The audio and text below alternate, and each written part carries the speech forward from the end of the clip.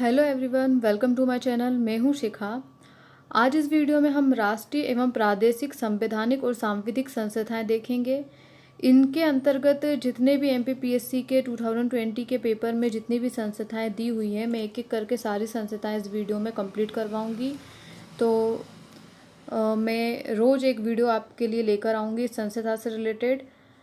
तो आज का हमारा टॉपिक, जैसे आपको देखते ही पता चल गया होगा कि आज का हमारा टॉपिक क्या है। तो हम आज बात करने वाले हैं भारत निर्वाचन आयोग, या फिर हम उसे कहते हैं चुनाव आयोग। ठीक है, तो आज हम चुनाव आयोग के बारे में डिस्कस करेंगे। तो वीडियो स्टार्ट करने से पहले मैं आपसे रिक्वेस्ट करना चाहूँगी कि यदि आपको मेरी वीडियो पसंद आती है तो प्लीज़ मेरे चैनल को लाइक कीजिएगा, सब्सक्राइब कीजिएगा और अपने फ्रेंड्स के साथ शेयर कीजिएगा। तो चलिए शुरू करते हैं। भारत निर्वाचन आयोग, तो हम यहाँ पे देखेंगे भारत निर्वाचन आयोग, जिसे चुनाव आयोग के नाम से भी जाना जाता है, एक स्वायत्त संवैधानिक निकाय है। कैसा? एक स्वायत्त संवैधानिक निकाय है जो भारत में संघ और राज्य चुनाव प्रक्रियाओं का संचालन करता है। जो भारत में संघ और राज्य चुनाव प्रक्रियाओं का संचालन करता है। यह देश में लोकसभा, राज्यसभा, राज्य विधानसभा, राष्ट्रपति और उपराष्ट्रपति के चुनाव का संचालन करता है। ठीक है, यह देश में लोकसभा, राज्यसभा, राज्य विधानसभा, राष्ट्रपति और उपराष्ट्रपति के चुनाव का संचालन करता है। इस स्लाइड में हम देखेंगे भारत निर्वाचन आयोग की पृष्ठभूमि। ठीक है, तो पृष्ठभूमि के अंतर्गत हम देखेंगे भारतीय संविधान का भाग 15 चुनाव से संबंधित है। भारतीय संविधान के भाग 15 जो है वो किससे रिलेटेड है? वो चुनाव से संबंधित है, जिसमें चुनाव के संचालन के लिए एक आयोग की स्थापना करने की बात कही गई है। जिसमें चुनाव का संचालन, नियंत्रण, निर्देशन करने के लिए एक आयोग की स्थापना की बात कही गई है। ठीक है, तो आपको याद रखना है ये चुनाव आयोग से रिलेटेड कौन सा भाग है? भाग 15। फिर नेक्स्ट हम देखेंगे चुनाव आयोग की स्थापना 25 जनवरी 1950 को संविधान के अनुसार की गई थी। इसकी स्थापना 25 जनवरी 1950 को संविधान के अनुसार की गई थी। क्योंकि इसकी स्थापना संविधान के अनुसार की गई थी, इसलिए इसको संवैधानिक निकाय कहते हैं। ठीक है, फिर नेक्स्ट हम देखेंगे संविधान के अनुच्छेद 324 से 329 तक चुनाव आयोग और सदस्यों की शक्तियों, कार्यकाल, पात्रता आदि से संबंधित है। तो संविधान में जो अनुच्छेद 324 और 329 से जो भी जैसे 324, 25, 325, 326 से लेकर 329 तक जितने भी अनुच्छेद दिए हुए हैं 329 तक, चुनाव आयोग और चुनाव उसके सदस्यों की शक्तियों, कार्यकाल और पात्रता से संबंधित है। इस स्लाइड में हम देखेंगे संविधान में चुनाव से संबंधित अनुच्छेद। ठीक है, तो चुनाव से संबंधित कौन कौन से अनुच्छेद है? अनुच्छेद 324। तो अनुच्छेद 324 के अंतर्गत क्या है? चुनाव आयोग में चुनाव के लिए निहित दायित्व, अधीक्षण, निर्देशन और नियंत्रण। ठीक है, चुनाव आयोग में चुनावों के लिए निहित दायित्व, अधीक्षण, निर्देशन और नियंत्रण। फिर नेक्स्ट हम देखेंगे अनुच्छेद 325। 325 क्या कहता है? इसमें धर्म, जाति या लिंग के आधार पर किसी भी व्यक्ति विशेष को मतदाता सूची में शामिल न करने और उसके आधार पर मतदाता के लिए अयोग्य नहीं ठहराने का प्रावधान है।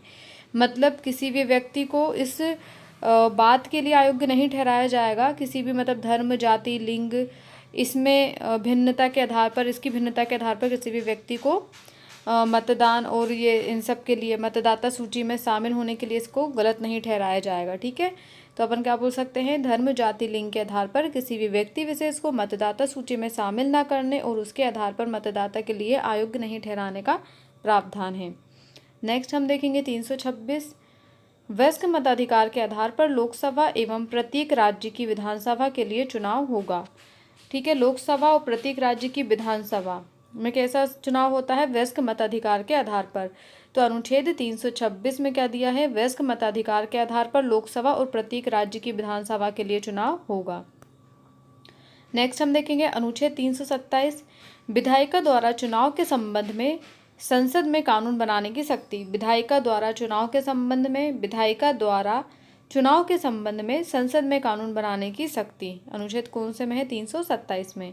अनुच्छेद 328 का कहता है किसी राज्य के विधानमंडल को इसके चुनाव के लिए कानून बनाने की शक्ति। किसी राज्य के विधानमंडल को, यहाँ पे विधायिका द्वारा और यहाँ पे विधानमंडल, तो किसी राज्य के विधानमंडल को इसके चुनाव के लिए कानून बनाने की शक्ति। 329 क्या बोलता है अनुच्छेद? चुनाव मामलों में अदालतों द्वारा हस्तक्षेप करने के लिए वार। ठीक है, चुनावी मामलों में अदालतों द्वारा हस्तक्षेप करने के लिए वार। तो ये थे चुनाव से संबंधित कुछ अनुच्छेद।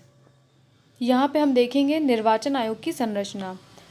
तो निर्वाचन आयोग की संरचना किस तरीके की है? तो यहाँ पे हम देख सकते हैं निर्वाचन आयोग में मूलतः केवल एक चुनाव आयुक्त का प्रावधान था। जब निर्वाचन आयोग की स्थापना की गई थी तब उस समय इसमें केवल एक चुनाव आयुक्त का प्रावधान था, एक चुनाव आयुक्त का प्रावधान था। ठीक है, पर होता क्या है, लेकिन राष्ट्रपति की एक अधिसूचना के जरिए 16 अक्टूबर 1989 को इसे 3 सदस्यीय बना दिया गया। इसमें कितने सदस्य कर दिए गए? 1, 2 और 3। ठीक है, इसमें 3 सदस्य कर दिए गए। पहले कितना हुआ करता था? पहले 1 सदस्य हुआ करता था, पर फिर बाद में राष्ट्रपति की अधिसूचना पर इसे 16 अक्टूबर 1989 को 3 सदस्यीय बना दिया गया। ठीक है, इसके बाद कुछ समय के लिए इसे 1 सदस्यीय आयोग बना दिया गया। देखो, अभी इसे 3 सदस्यीय बनाया था यहाँ पे, इसके बाद इसको कुछ समय के लिए फिर से 1 सदस्यीय आयोग बना दिया गया। ठीक है, पहले शुरू में 1 सदस्यीय था, फिर 3 सदस्यीय बनाया गया, फिर उसके बाद फिर से उसको 1 सदस्यीय बना दिया गया। फिर क्या होता है, फिर 1 अक्टूबर 1993 को इसका 3 सदस्यीय आयोग वाला स्वरूप फिर से बहाल कर दिया जाता है और फिर 1 अक्टूबर 1993 के बाद इसमें फिर से 3 सदस्य बना दिए गए। तो सबसे स्टार्टिंग में 1 सदस्य था, 1 सदस्य का प्रावधान था, फिर 3 सदस्य का प्रावधान किया, फिर उसके बाद फिर से 1 सदस्य का प्रावधान आ गया और फिर बाद में फिर से 3 सदस्यों का प्रावधान कर दिया। ठीक है, तो 3 सदस्यीय आयोग वाला स्वरूप फिर से बहाल कर दिया। ठीक है, कब?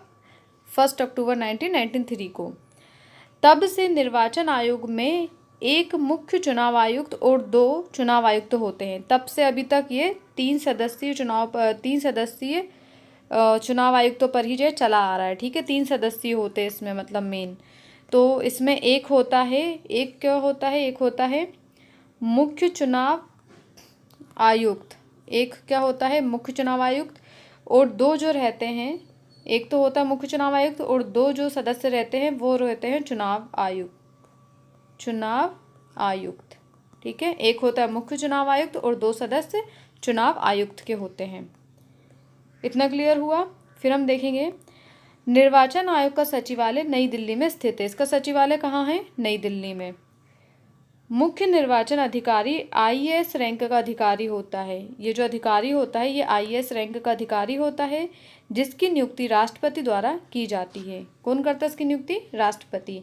तथा चुनाव आयुक्तों की नियुक्ति भी राष्ट्रपति ही करता है। मतलब इसके चुनाव आयोग से रिलेटेड तीनों सदस्यों की नियुक्ति किसके द्वारा की जाती है? राष्ट्रपति के द्वारा। ठीक है, मुख्य चुनाव आयुक्त और 2 अन्य चुनाव आयुक्तों की नियुक्ति भी कौन करता है? राष्ट्रपति। ठीक है, तो इनका कार्यकाल जो है 6 वर्ष या 65 वर्ष आयु दोनों में से जो भी पहले हो तक होता है। इनका कार्यकाल 6 वर्ष या 65 वर्ष की आयु दोनों में से जो भी पहले हो जाए, ठीक है, तक इनका कार्यकाल रहता है।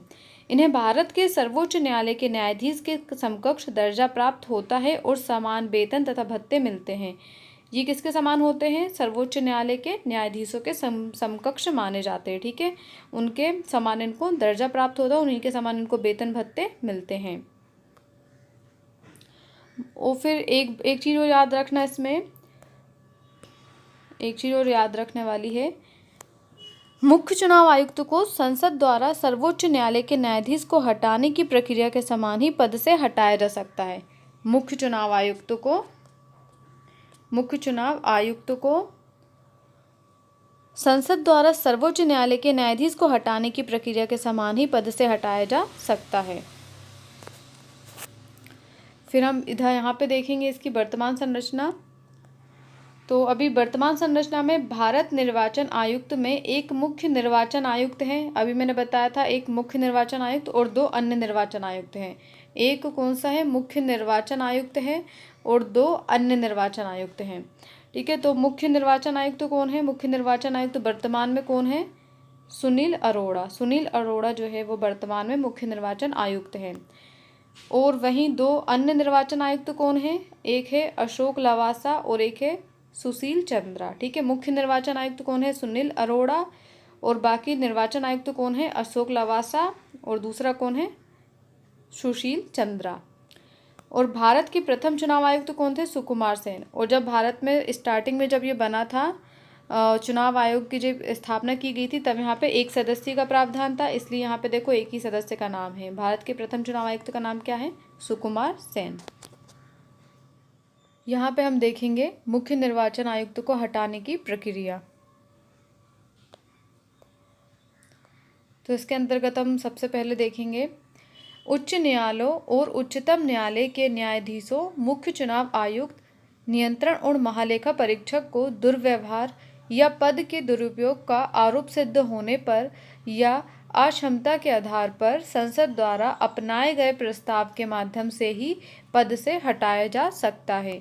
तो देखो किस किस को? उच्च न्यायालय और उच्चतम न्यायालय के न्यायाधीशों। ठीक है, एक तो ये हो गया उच्च न्यायालय और उच्चतम न्यायालय के न्यायाधीशों, और फिर दूसरा मुख्य चुनाव आयुक्त जिसके बारे में हम अभी पढ़ रहे हैं वो मुख्य चुनाव आयुक्त, और फिर एक क्या हो गया? नियंत्रण और महालेखा परीक्षक। इन तीनों को एक जैसी प्रोसेस के थ्रू ही पद से हटाया जाता है। ठीक है, और किस तरीके से? दुर्व्यवहार या पद के दुरुपयोग का आरोप सिद्ध होने पर या अक्षमता के आधार पर संसद द्वारा अपनाए गए प्रस्ताव के माध्यम से ही इनको पद से हटाया जा सकता है। नेक्स्ट हम देखेंगे निष्कासन के लिए। अब इनको निष्कासित करने के लिए 2/3 कैसा? निष्कासित करने के लिए 2/3 सदस्यों के विशेष बहुमत की आवश्यकता होती है, और इसके लिए सदन के कुल सदस्यों का 50% से अधिक मतदान होना चाहिए। सदन के जो टोटल जो सदस्य रहते हैं सदन के, उनका कितना? 50% मतदान होना चाहिए। कितने परसेंट? 50% मतदान होना चाहिए। तो क्या है प्रोसेस? क्या है इसकी? निष्कासन के लिए 2/3 सदस्यों के विशेष बहुमत की आवश्यकता होती है, और इसके लिए सदन के कुल सदस्यों का 50% से अधिक मतदान होना चाहिए। फिर नेक्स्ट हम देखेंगे उपरोक्त पदों से किसी को हटाने के लिए संविधान में महाभियोग शब्द का प्रयोग नहीं किया गया है। उपरोक्त पदों से किसी को भी, मतलब यहाँ पे जितने भी 3 पद की बात की गई थी, उच्चतम न्यायालय, उच्च न्यायालय और उच्चतम न्यायालय के न्यायाधीश, मुख्य चुनाव आयुक्त और महालेखा परीक्षक की जो बात की गई थी, इन तीनों में से किसी को भी हटाने के लिए संविधान में महाभियोग शब्द का प्रयोग नहीं हुआ है। ठीक है, महाभियोग शब्द का प्रयोग केवल राष्ट्रपति को हटाने के लिए किया जाता है। याद रखना आप, महाभियोग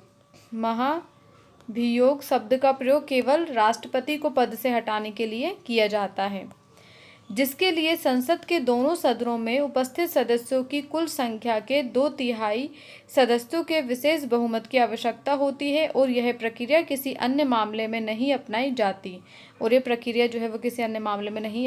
जाती। ठीक है, तो 2/3 सदस्यों के बहुमत से महाभियोग द्वारा राष्ट्रपति को पद से हटाया जा सकता है, और ये प्रक्रिया किसी अन्य मामले में नहीं अपनाई जाती। तो महाभियोग शब्द का प्रयोग सिर्फ राष्ट्रपति को पद से हटाने के लिए ही किया जाता है। बाकी जो हमने ऊपर जो 3 हमने यहाँ पे 3 देखे थे, उच्च न्यायालय, उच्चतम न्यायालयों के न्यायाधीश, मुख्य चुनाव आयुक्त या नियंत्रण महालेखा परीक्षक, इनको हटाने के लिए महाभियोग शब्द का प्रयोग नहीं करेंगे। ठीक है, तो इसी चीज़ का ध्यान रखना। बाकी प्रोसेस दोनों की सेम थी। इसमें भी 2/3 सदस्यों का बहुमत होना चाहिए, और इसमें भी राष्ट्रपति को हटाने में भी 2/3 सदस्यों का बहुमत ज़रूरी है। यहाँ पर हम देखेंगे भारत निर्वाचन आयोग के कार्य एवं शक्तियाँ। तो फर्स्ट नंबर पर हम देखेंगे निर्वाचन आयोग का यह उत्तरदायित्व है कि वह निर्वाचन का पर्यवेक्षण, निर्देशन और आयोजन करवाए। ठीक है, निर्वाचन आयोग का क्या उत्तरदायित्व है? कि वह निर्वाचन का पर्यवेक्षण, निर्देशन और आयोजन करवाए। सेकंड नंबर पर हम देखेंगे निर्वाचन की तिथि और समय सारणी निर्धारित करना। निर्वाचन आयोग क्या करता है? निर्वाचन की तिथि और समय सारणी निर्धारित करता है। यह उपराष्ट्रपति, राष्ट्रपति, राज्यसभा, लोकसभा, राज्यों की विधानसभाओं के चुनाव कराता है। यह राष्ट्रपति, उपराष्ट्रपति, राज्यसभा, लोकसभा और राज्यों की विधानसभाओं के चुनाव करवाता है। नेक्स्ट हम देखेंगे निर्वाचन नामावली तैयार करना। क्या करता है ये? निर्वाचन नामावली तैयार करता है। 5th नंबर पे हम देखेंगे राजनीतिक दलों का पंजीकरण करना। राजनीतिक दलों का क्या करता है? पंजीकरण करता है। नेक्स्ट हम देखेंगे राजनीतिक दलों का राष्ट्रीयकरण करना तथा राज्य स्तर के दलों के रूप में वर्गीकरण करना। राजनीतिक दलों का राष्ट्रीयकरण करना और राज्य स्तर के दलों के रूप में वर्गीकरण करना। नेक्स्ट हम देखेंगे राजनीतिक दलों को मान्यता देना और उन्हें चुनाव चिन्ह आवंटित कराना। राजनीतिक दलों को मान्यता देता है और उन्हें चुनाव चिन्ह आवंटित कराता है। सांसद की अयोग्यता पर राष्ट्रपति को और विधायक की अयोग्यता पर राज्यपाल को सलाह देना। सांसद की अयोग्यता पर राष्ट्रपति को और विधायक की अयोग्यता पर राज्यपाल को सलाह देता है। नेक्स्ट हम देखेंगे गलत निर्वाचन उपायों का इस्तेमाल करने वाले व्यक्तियों को निर्वाचन के लिए आयोग घोषित करना। ये जो भी व्यक्ति निर्वाचन में गलत तरीकों का इस्तेमाल करते हैं उनको ये क्या करता है? आयोग घोषित करने की शक्ति रखता है। फिर नेक्स्ट और लास्ट हम देखेंगे निष्पक्ष चुनाव आयोजित करवाना। निष्पक्ष चुनाव आयोजित करवाना जहाँ कहीं भी संसद विधि निर्वाचन के संबंध में मौन है वहाँ निष्पक्ष चुनाव करवाने के लिए निर्वाचन आयोग असीमित शक्ति रखता है। ठीक है, जहाँ कहीं भी निष्पक्ष आयोजन करवाना, जहाँ कहीं भी संसद विधि निर्वाचन के संबंध में मौन है वहाँ निष्पक्ष चुनाव कराने के लिए निर्वाचन आयोग असीमित शक्ति रखता है। तो ये थे निर्वाचन आयोग के कार्य और उसकी शक्तियाँ। स्लाइड में हम बात करेंगे भारत निर्वाचन आयोग का महत्व। ठीक है, तो इसमें हम फर्स्ट नंबर पे देखेंगे यह वर्ष 1952 से राष्ट्र और राज्य स्तर के चुनाव का सफलतापूर्वक संचालन कर रहा है। वहीं मतदान में लोगों की अधिक भागीदारी सुनिश्चित करने के लिए सक्रिय भूमिका निभाता है। ये क्या करता है? ये 1952 से राष्ट्रीय और राज्य स्तर के चुनाव को सफलतापूर्वक संचालित करता है और वहीं मतदान में लोगों की अधिक भागीदारी सुनिश्चित करने के लिए सक्रिय भूमिका निभाता है। फिर नेक्स्ट हम देखेंगे राजनीतिक दलों को अनुशासित करने का कार्य करता है। जितने भी राजनीतिक दल हैं उनको अनुशासित करने का कार्य करता है। नेक्स्ट हम देखेंगे संविधान में निहित मूल्यों को मानता है। संविधान में जितने भी मूल्य निहित हैं उनको मानता है, अर्थात चुनाव में समानता, निष्पक्षता व स्वतंत्रता स्थापित करता है। ठीक है, संविधान में निहित मूल्यों को मानता है अर्थात चुनाव में समानता, निष्पक्षता और स्वतंत्रता स्थापित करता है। 4th नंबर पे हम देखेंगे विश्वसनीयता, निष्पक्षता, पारदर्शिता, अखंडता, जवाबदेही, स्वायत्तता और कुशलता के उच्चतम स्तर के साथ चुनाव आयोजित कराता है। कैसे? विश्वसनीयता, निष्पक्षता, पारदर्शिता, अखंडता, जवाबदेही, स्वायत्तता और कुशलता के उच्चतम स्तर के साथ चुनाव आयोजित कराता है। 5th नंबर पे हम देखेंगे मतदाता केंद्रित और मतदाता अनुकूल वातावरण की चुनावी प्रक्रिया में सभी पात्र नागरिकों की भागीदारी सुनिश्चित करता है। मतदाता केंद्रित और मतदाता अनुकूल वातावरण की चुनावी प्रक्रिया में सभी पात्र नागरिकों की भागीदारी सुनिश्चित करता है। फिर नेक्स्ट हम देखेंगे चुनावी प्रक्रिया में राजनीतिक दलों और सभी हितधारकों के साथ संलग्न रहता है। चुनावी प्रक्रिया में सभी राजनीतिक दलों और सभी हितधारकों के साथ ये संलग्न रहता है। फिर नेक्स्ट और लास्ट हम देखेंगे देश की चुनावी प्रणाली के प्रति लोगों का विश्वास बढ़ाने और उसे मजबूती प्रदान करने का कार्य करता है। देश की चुनाव प्रणाली के प्रति लोगों का विश्वास बढ़ाने और उसे मजबूती प्रदान करने का कार्य करता है। तो इस तरीके से हमने देखे भारत निर्वाचन आयोग के महत्व। यहाँ पे हम बात करेंगे भारत निर्वाचन आयोग के समक्ष प्रमुख चुनौतियों की। ठीक है, भारत निर्वाचन आयोग के समक्ष प्रमुख चुनौतियाँ। तो फर्स्ट नंबर पे हम देखेंगे वर्षों से राजनीति में हिंसा और चुनावी दुर्व्यवहारों के साथ काले धन और आपराधिक तत्वों का बोलबाला बढ़ता रहा है और इसके परिणाम स्वरूप राजनीति का अपराधीकरण हुआ है। इससे निपटना निर्वाचन आयोग के लिए एक बड़ी चुनौती बन गई है। तो सबसे बड़ी चुनौती क्या है इनके सामने कि जो वर्षों से जो राजनीति में हिंसा और चुनावी दुर्व्यवहारों के साथ जो काले धन और आपराधिक तत्वों का जो बोलबाला बढ़ता आ रहा है, इसके परिणाम स्वरूप राजनीति का अपराधीकरण हुआ है। इसके परिणाम स्वरूप राजनीति का क्या हुआ? अपराधीकरण हुआ है। इससे निपटना निर्वाचन आयोग के लिए एक बड़ी चुनौती है। फिर दूसरी हम देखेंगे राज्यों की सरकारों द्वारा सत्ता का बड़े पैमाने पर दुरुपयोग किया जाता है। राज्यों की सरकारों द्वारा सत्ता का बड़े पैमाने पर दुरुपयोग किया जाता है, जिसके तहत कई बार चुनावों से पहले बड़े पैमाने पर प्रमुख पदों पर तैनात योग्य अधिकारियों का स्थानांतरण कर दिया जाता है। तो क्या करते हैं, चुनाव आने से पहले पहले जो योग्य अधिकारी रहते हैं उनका स्थानांतरण कर दिया जाता है। तो वही इसमें लिखा है, राज्यों की सरकारों द्वारा सत्ता का बड़े पैमाने पर दुरुपयोग किया जाता है। इसके तहत कई बार चुनाव से पहले बड़े पैमाने पर प्रमुख पदों पर तैनात योग्य अधिकारियों का स्थानांतरण कर दिया जाता है। नेक्स्ट हम देखेंगे, निर्वाचन आयोग के पास राजनीतिक दलों को विनियमित करने के लिए पर्याप्त शक्तियां नहीं है। निर्वाचन आयोग के पास राजनीतिक दलों को विनियमित करने के लिए कोई पर्याप्त शक्ति नहीं है। नेक्स्ट है, चुनाव के लिए सरकारी वाहनों और भवनों का उपयोग कर निर्वाचन आयोग की आदर्श आचार संहिता का उल्लंघन किया जाता है। मतलब चुनाव के लिए जो भी राजनीतिक दल सरकारी वाहनों और भवनों का उपयोग कर निर्वाचन आयोग की आचार संहिता का उल्लंघन किया जाता है। ठीक है, तो मतलब क्या करते हैं, राजनीतिक दल सरकारी वाहन और भवन का इस्तेमाल करते हैं, जिससे क्या होता है, निर्वाचन आयोग की जो आदर्श आचार संहिता है उसका उल्लंघन होता है।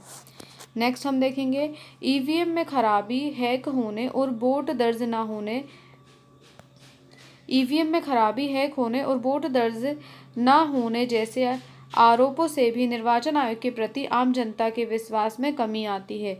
तो अगर जैसे कि ईवीएम मशीन में अगर खराबी आती है या फिर हैक हो जाती है या वोट नहीं पड़ते हैं, तो ऐसे में भी क्या होता है, ऐसे आरोपों से भी निर्वाचन आयोग के प्रति आम जनता के विश्वास में क्या होती है, कमी आती है। फिर नेक्स्ट हम देखेंगे, मुख्य चुनाव आयुक्त और 2 चुनाव आयुक्तों के चुनाव में प्रमुख संस्थागत कमियों में से एक है कम पारदर्शिता का होना। देखो, जो यहाँ पे निर्वाचन आयोग के लिए जो सदस्य थे, एक तो था मुख्य चुनाव आयुक्त और 2 थे, और 2 कौन थे, 2 थे चुनाव आयुक्त। ठीक है, चुनाव आयुक्त 2 थे अन्य चुनाव आयुक्त। तो क्या है, इनका जो चुनाव का इनकी जो प्रक्रिया होती है, इनका निर्वाचन होता है, मतलब मुख्य चुनाव आयुक्त और 2 चुनाव आयुक्तों के चुनाव में प्रमुख संस्थागत कमियों में से एक है। इनके चुनाव में प्रमुख संस्थागत कमियों में एक क्या है कि कम पारदर्शिता का होना। मतलब यहाँ पे पारदर्शिता जो है वो बहुत ही कम है, क्योंकि इनका चयन जो है वो मौजूदा सरकार की पसंद पर आधारित होता है।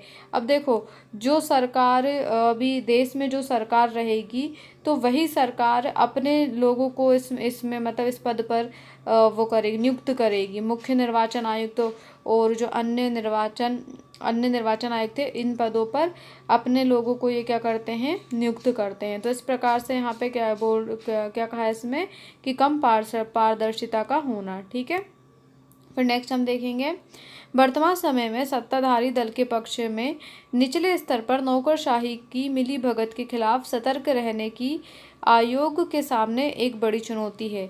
तो वर्तमान समय में क्या होता है, सत्ताधारी पक्ष के जो निचले स्तर के जो नौकरशाही रहते हैं, वो मिलीभगत के खिलाफ मिलीभगत रहती जिनकी सबकी, और मिलीभगत करके वो घोटाला करते हैं, तो इसके खिलाफ सतर्क रहने के लिए आयोग के सामने एक बड़ी चुनौती है। ठीक है, फिर 8वें नंबर पे हम देखेंगे, नैतिकता सुनिश्चित करने के लिए आवश्यक है कि सक्षम और योग्य व्यक्ति उच्च पदों का दायित्व संभालें। नैतिकता से सुनिश्चित करने के लिए क्या आवश्यक है कि सक्षम और योग्य व्यक्ति ही उच्च पदों का दायित्व संभालें।